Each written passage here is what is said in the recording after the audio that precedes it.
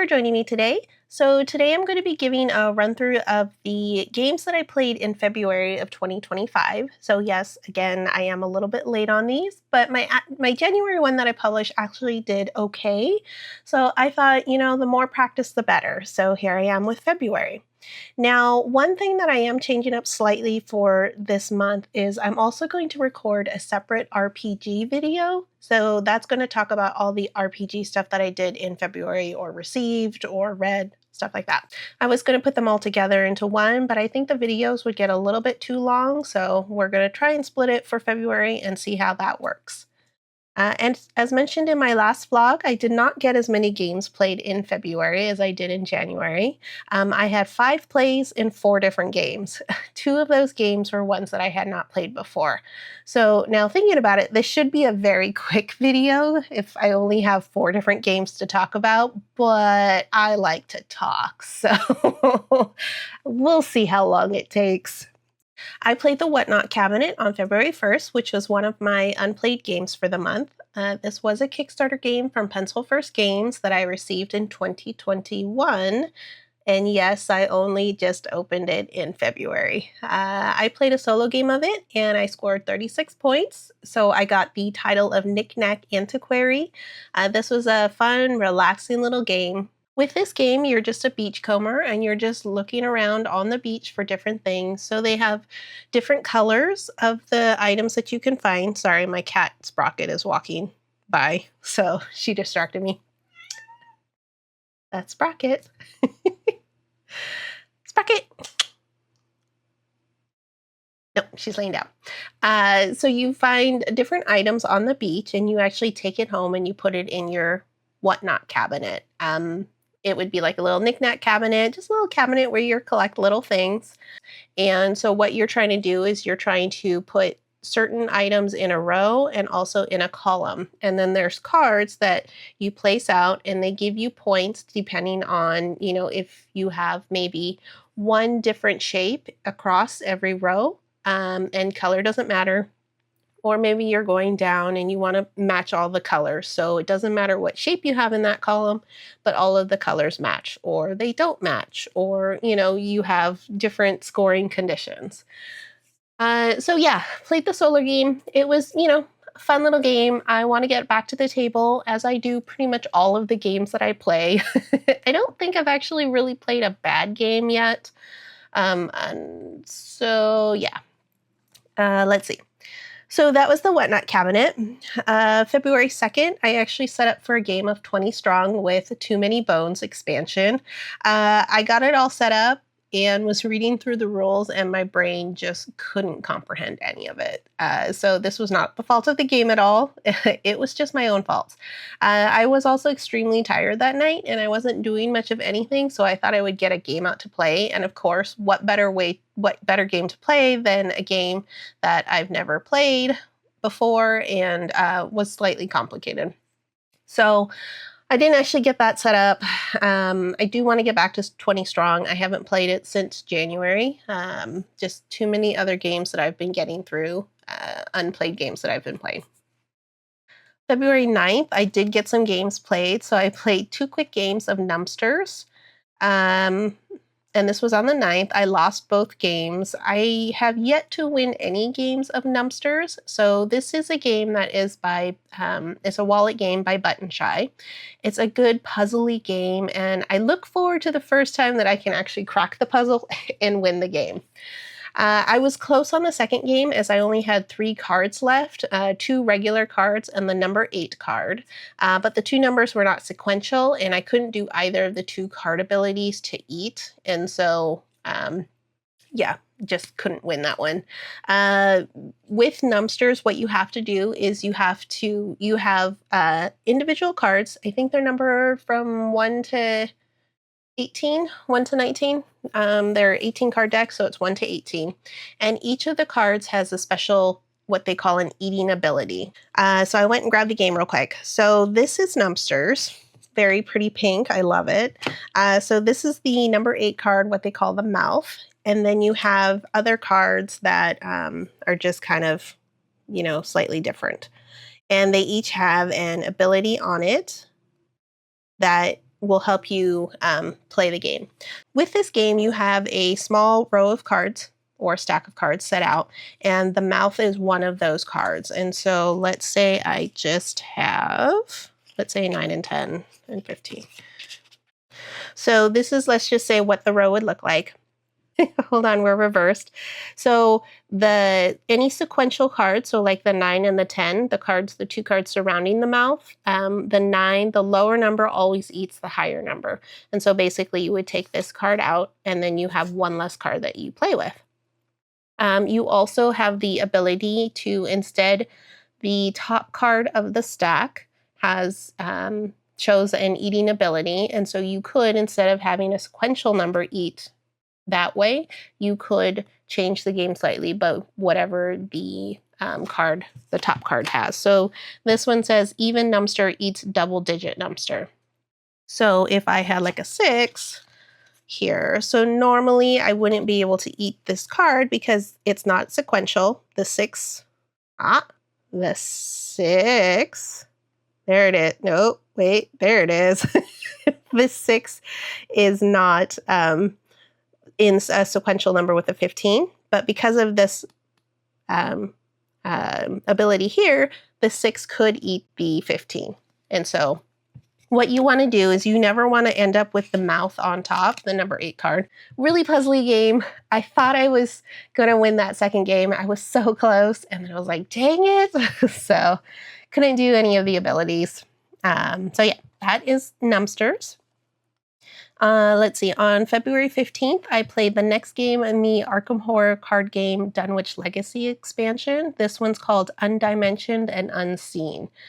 So Rex was defeated by both physical and horror, and I chose the horror trauma as I already had a physical trauma.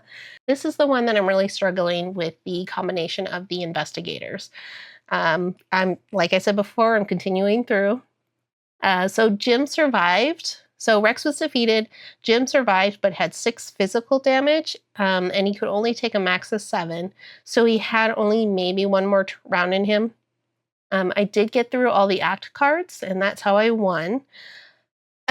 So I counted it as a win, but after the game, as I was looking through, just the cards and the layout and everything that was still there, I think I found out that I did actually cheat just slightly and that Jim should have also died. I can't remember exactly why anymore, but I was like, maybe. But I was like, I'm not going to replay that one. I'm counting it as a win. I did not intentionally cheat. So yeah, I'm counting that as a win. I don't care. So as I've mentioned before, this expansion has turned into like a really negative slog for me. So I'm going to take the cheating. I'm not going to stress about it too much. I really do want to play this campaign again, though, with different characters that work better together. Because, it is a good expansion, and I really like this expansion. It's just, I am not having fun with it. February 21st, I played another game in the Carnegie tournament. So this was game 19 of 20.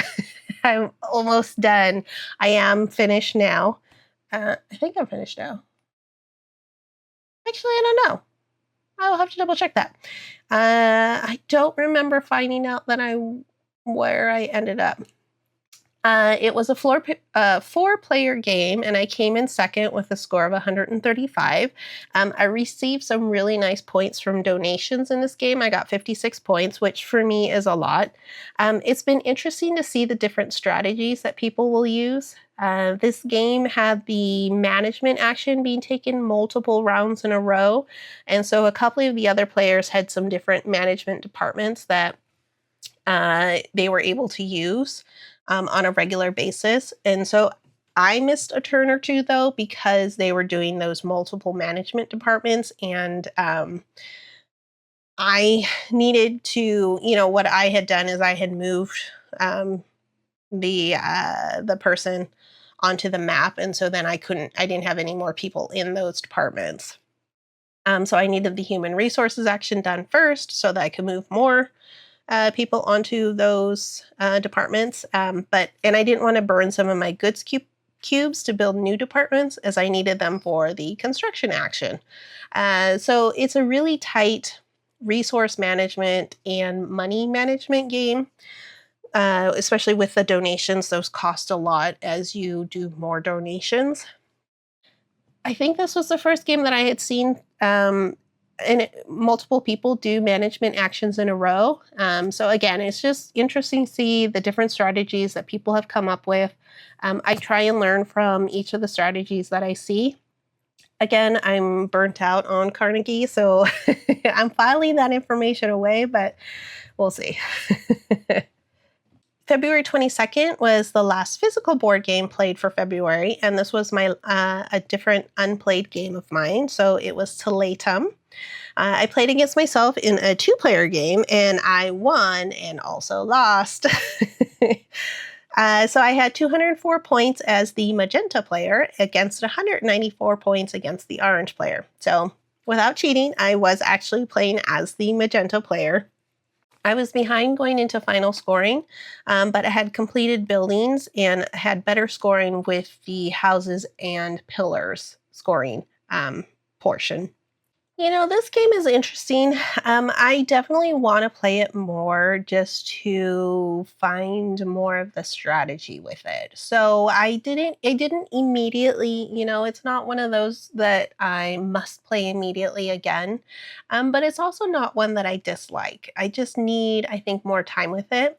There's definitely some good strategy that you can do, especially depending on what fair tiles come out. And so that one is what really helped me win, is the last fair tile scored for sets of houses and pillars. And so that's why those last turns, I was just like, okay, let's just get out as many houses and pillars as I can so I can score as many points as possible.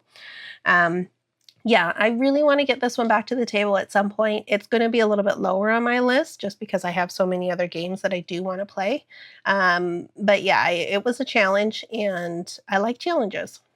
February 25th, let's see. So this is the last game that I played for the month. So February 25th, I played another game in the Teotihuacan BGA tournament that I'm in. It was a 3-player game, and I came in third, aka last. I usually have a similar-ish strategy when I start the game. But for this one, I did something completely different to test it, and I actually spent less time on building on the pyramid in the first eclipse, and I spent more time gaining technologies and resources in cocoa. Cocoa is not considered one of the main resources. So it didn't work, though. Now, to be fair to me, it was my first time trying this, but it was interesting to try something different. So what I like to do is, not that I focus on building for the pyramid, but it is something that I usually try and get done once, twice, maybe sometimes 3 or 4 times during the eclipse if I have the resources and just all of the dice work out fine for me. This one, I really tried to ignore that. I went for a lot of gold, and I went for a lot of cocoa, and just resources of the wood and the stone, so that in eclipse 2 and 3, I would be able to do more building of those. Didn't really work out, like I said, but it never hurts to try something new, and I'm still tweaking that. So I'm playing in a different BGA tournament. Is this still, actually, this is still the same BGA tournament. I'm still playing in April, end of April. I'm still playing in this tournament. So I've kind of tweaked that strategy a little bit, where I am going for more resources and technologies, because that will help me later on to get extra points or extra resources, whatever the benefit for the technology is. But I'm also spending some of that first eclipse building when I can. We'll see how it goes. But yeah, I always like tweaking. Never know. Something good might happen. So that's it for the games I played. Like I said, it was very short. As for other things happening in the month, for video games, I dusted off the Frostpunk video game that I have on Steam. It's the original, not Frostpunk 2, and I was playing it for a bit early in the month. A really good game. I haven't played that game in a long time. Right now, I'm just doing the extended sandbox one, not the campaign of it, and I'm on like day 56. After a while, yes, it does get a little samey.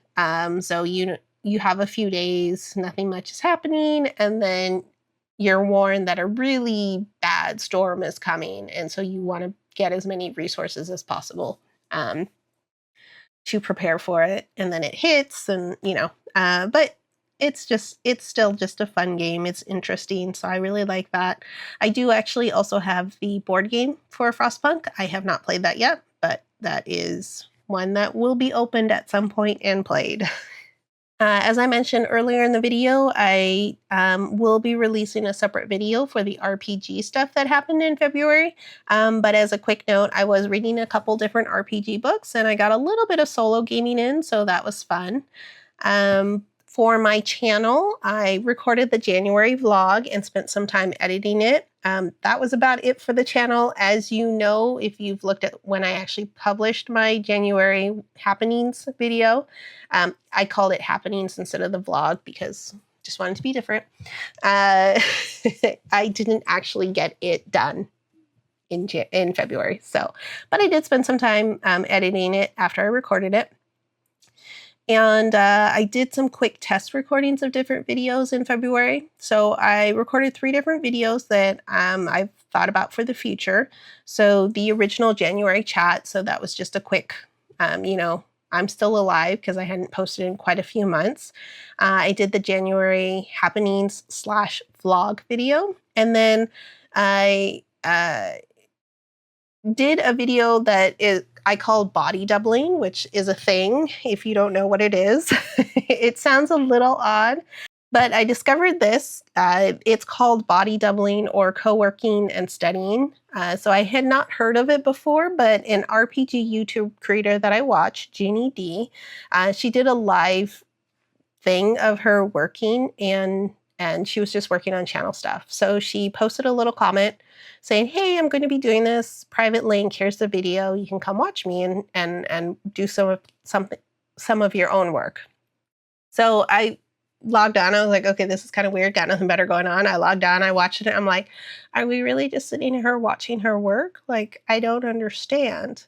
And then, of course, as people are wont to do, I kind of stayed and I didn't shut off the video, and I'm watching more and more. And I'm like, this is interesting. Okay, I can get behind this. This is kind of cool. And then I'm like, all right, I'm gonna do some stuff of my own. So it was oddly entertaining and fun, but not in like a creepy way. So I talked to a couple of my friends about it, and apparently this is a thing I never knew about. I did a deeper dive into it and found a couple of YouTube channels who create videos to help with focus time. And so when you think about it that way, it actually makes a lot of sense. The way I look at it is you're just sitting in the library doing some work, and there's a lot of people around you doing work. They're reading, they're doing whatever they're doing, and you guys are all just basically spending time together without actually interacting with each other.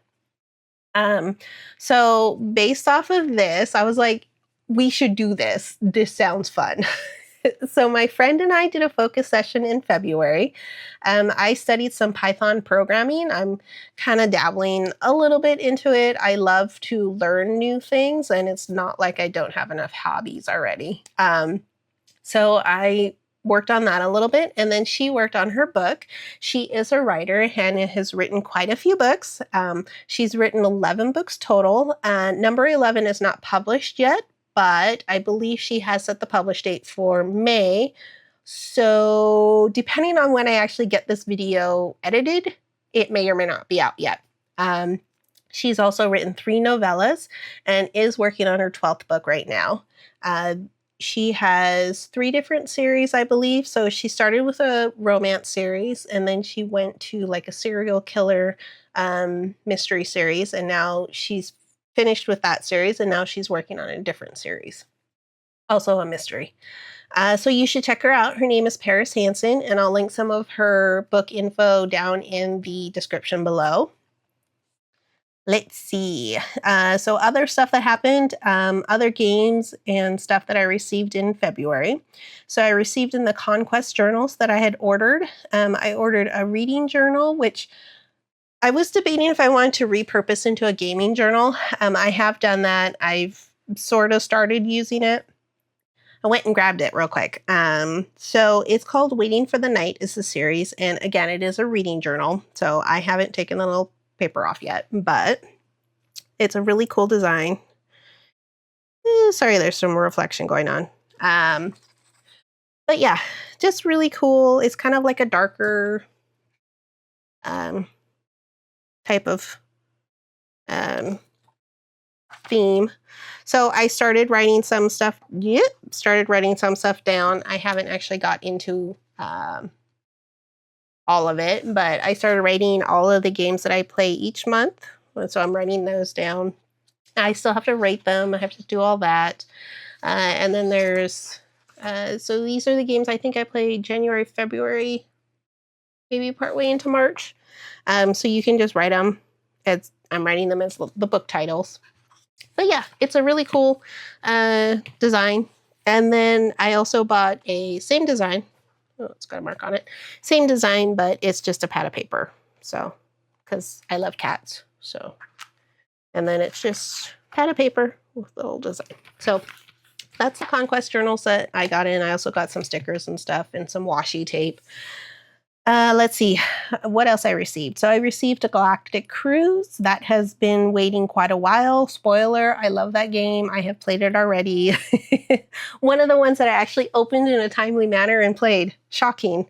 I received in my field notes the vintage style. So I talked about this, I think, in my January chat video.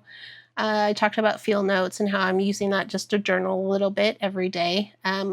Correction, not quite every day. But you know, when I kind of feel like it, it's kind of nice just to get some thoughts down. I can write a little bit of things that I want to get done for the weekend. So yeah, that's been nice.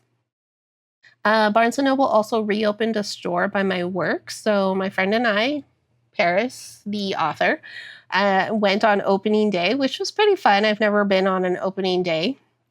I bought some tarot cards and a couple of programming books, one of the ones of which I used for the focus session. The tarot cards are really nice. They're going to nicely complement an RPG that I got in.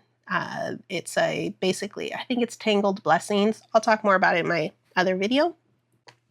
This is the most activity I've gotten today because I'm like, you know what? I'm going to go show that on camera. So then I have to go find the thing. I was not prepared. So this is the Phantomwise Tarot from the author of The Night Circus, the series of books. So again, you can kind of sense a theme with the type of stuff that I like. You would think that these are related. They're not. So yeah, just I'm interested in tarot. I've never actually done tarot, so you know, nothing like that. Ooh, see, turn to a cat first thing. Two of Wands. So yeah, just some cool art. So the Tangled Blessings game that I got in, you play it by using a deck of tarot cards. So I was like, you know what? This would go well with that. It's kind of like a dark school, like Harry Potter, but darker. So I thought those would be a nice touch to play the game with. So yes, I also received in a Night Market, which is a Kickstarter I backed a long time ago. It was very delayed in delivering. I lost interest in the game a long time ago, unfortunately. So I'll probably still open it and play it, but it's just not one that I'm super interested in doing right now. I could sell it, but then I also feel bad about it because it's like, well, what if I open it and actually play it and I actually do enjoy it? So we'll see. I might sell it afterwards. So as I mentioned, I got in the field notes. I've been doing some journaling. I did start it at the end of February. It's been nice just jotting down some notes on how the day went or ideas for the future. Yeah, and that's it. So it's actually was a busier month if I look at all the board gaming and RPG stuff that I do or that I did. It didn't seem very busy, but once I started listing out everything, including the games I received and, you know, some of the other stuff that I received, the list just kept growing. So I will be doing, again, another RPG video, so keep an eye out for that. I'm going to have a couple of links down below, so I'll put in a link to my friend's page, my friend's website and some of her stuff. I'll put a link to the February RPG video once that's done. I'll put in the field notes, the conquest, just some things if anything here sounded interesting and you want to take a look at. But yeah, thank you for joining me. Hopefully I will get this one published a lot quicker than I did my January one. So wish me luck. Bye.